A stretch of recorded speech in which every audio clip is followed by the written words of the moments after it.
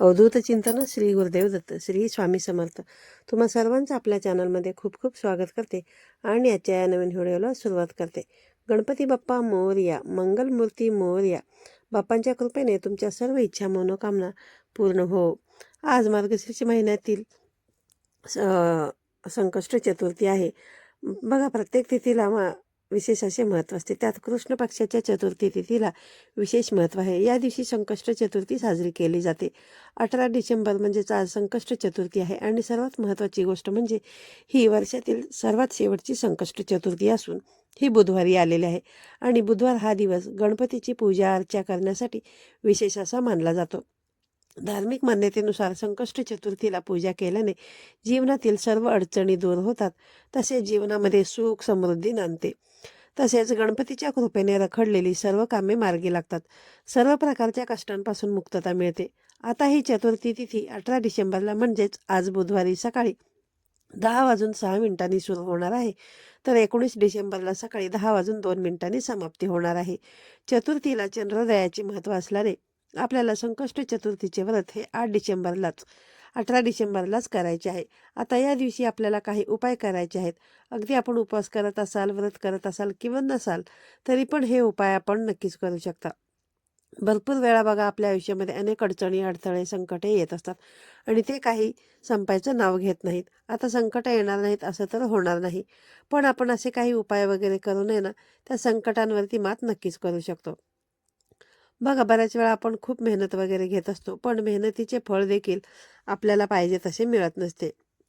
आपल्या कष्टाला नशिबाची साथ मिळण्यासाठी, आपल्या आयुष्यामध्ये दुःख, दारिद्र्य, गरिबी दूर होण्यासाठी या दिवशी काही उपाय करायचे आहेत. तर कोणते उपाय करावे, कोणत्या सेवा कराव्या, हे आपण आजच्या या व्हिडिओमध्ये जाणून घेऊया.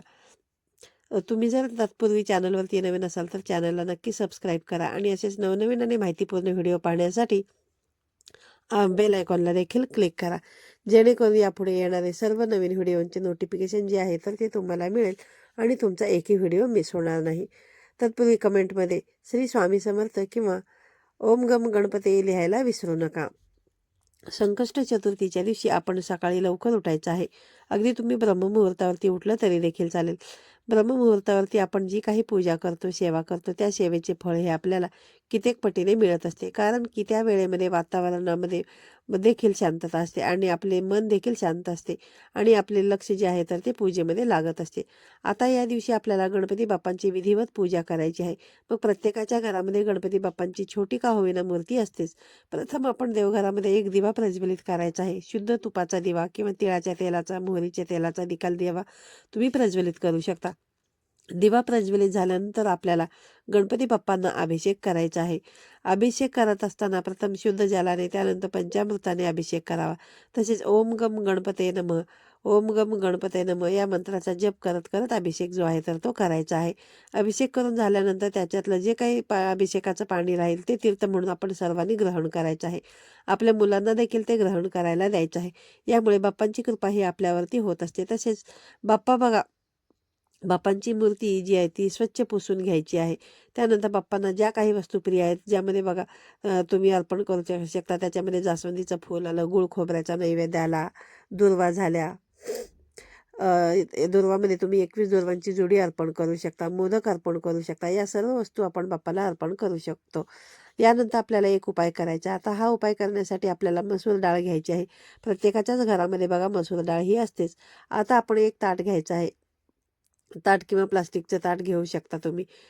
प्लास्टिकचं घ्यायचं नाही आहे तुम्हाला. जे आपण देवपूजेसाठी वापरतो ते तांबण घेतलं तरी चालेल किंवा स्टीलचं तांबण घेतलं तरी देखील चालेल. यानंतर आपण थोडंसं कुंकू घ्यायचं आहे आणि कुंकवामध्ये थोडंसं गुलाबजल किंवा गंगाजल टाकायचं आहे आणि त्या ताटामध्ये आपल्याला त्रिकोण काढायचा आहे. त्रिकोण काढत असताना थोडासा मोठा त्रिकोण काढायचा आहे. आता या त्रिकोणामध्ये आपल्याला मसूर डाळ टाकायची आहे. त्रिकोणाच्या बाहेर मसूर डाळ येणार नाही याची आपल्याला काळजी घ्यायची आहे. आता त्रिकोणामध्ये मसूर डाळ टाकल्यानंतर हे ताट आपल्याला गणपती बाप्पांच्या समोर ठेवायचं आहे. त्यानंतर धूप दीप दाखवायचा आहे आणि आपल्याला काही सेवा देखील करायच्या आहेत. भरपूर वेळा आपण फक्त उपाय करतो आणि त्यासोबत जर आपण काही सेवा केल्या नाही तर आपल्याला त्याचे काही फायदे जे आहेत तर ते मिळत नाहीत. त्यामुळे आपण सेवा करणे देखील तितकेच महत्त्वाचे आहे. आपल्याला ऋणमुक्ती गणेश स्तोत्र हे 1 वेळा पठण करायचे आहे. तसेच आपण गणपती अथर्वशीर्षाचे 1 वेळा देखील पठण करू शकता. गणपती संकटनाशन स्तोत्र देखील आपण 1 वेळा पठण करू शकता. या तिन्ही सेवा आपल्याला आहे ना करायच्या आहेत. या सेवा केल्यामुळे आपलं कितीही मोठं कर्ज असो तर ते कर्ज फिटेल. आता बघा, या सेवा करून झाल्यानंतर आपली जी काही इच्छा आहे, मनोकामना आहे, ती गणपती बाप्पांना सांगायची आहे. मग कठीणातली कठीण कोणतीही इच्छा असो. घरामध्ये पैसा येतो पण तो पैसा स्थिर राहत नाही, किंवा खूप कर्ज झालेलं आहे आणि काही केल्या कर्ज फिटत नाही. आपण मेहनत घेतो, मेहनतीचे फळ मिळत नाही, किंवा मुलांची पाहिजे तशी प्रगती होत नाही. जे काही आहे ते अगदी मनापासून आणि श्रद्धेने आपण गणपती बाप्पांना सांगायचं आहे. आपली इच्छा मनोकामना सांगून झाल्यानंतर ते जे तामण ताट आहे ते आपल्याला गणपती बाप्पांच्या जवळ तसंच ठेवून द्यायचे. अगदी दिवसभर तसंच ठेवायचं. रात्री देखील तुम्ही ते ताट तिथेच ठेवू शकता, किंवा अगदी जर तुम्ही सकाळीच हा उपाय केला असेल तर आपण सायंकाळी हे ताट जे आहे ना तर ते गणपती बाप्पांजवळ उचलायचं आहे आणि जवळपास असणाऱ्या आपल्याला गोमातेजवळ जायचं आहे. बघा, अगदी तुम्हाला यासाठी आहे ना गोशाळेमध्ये जायची वेळ आली तरी देखील चालेल. तिथे देखील तुम्ही जाऊ शकता. त्यानंतर आपल्याला गोमातेला ही जी मसूर डाळ आहे ती खाऊ घालायची आहे. बघा, तशी तर मसूर डाळ गोमातेला खायला दिली तर गोमाता ती खाणार नाही.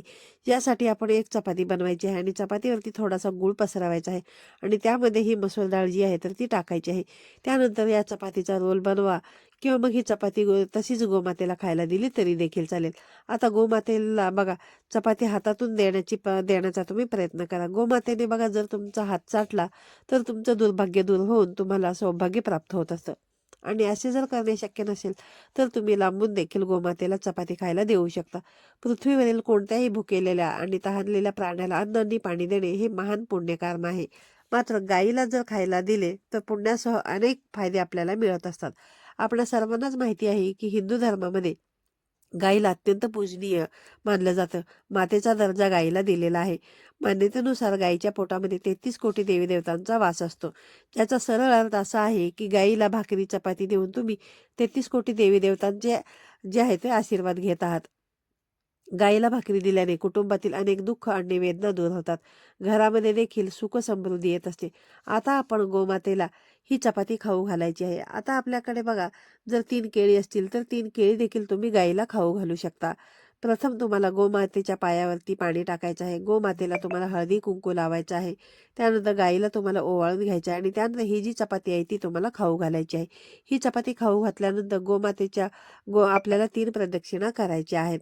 प्रदक्षिणा करत असताना तुम्हाला ओम गम गणपते नमः, ओम गम गणपते नमः या मंत्राचा जप करायचा आहे.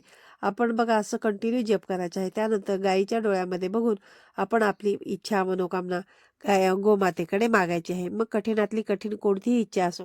घरामध्ये पैसा येतो तो स्थिर राहत नाही, किंवा मेहनत करून देखील आपल्याला पाहिजे तसे फळ मिळत नाही. कष्टाला नशिबाची साथ मिळत नाही.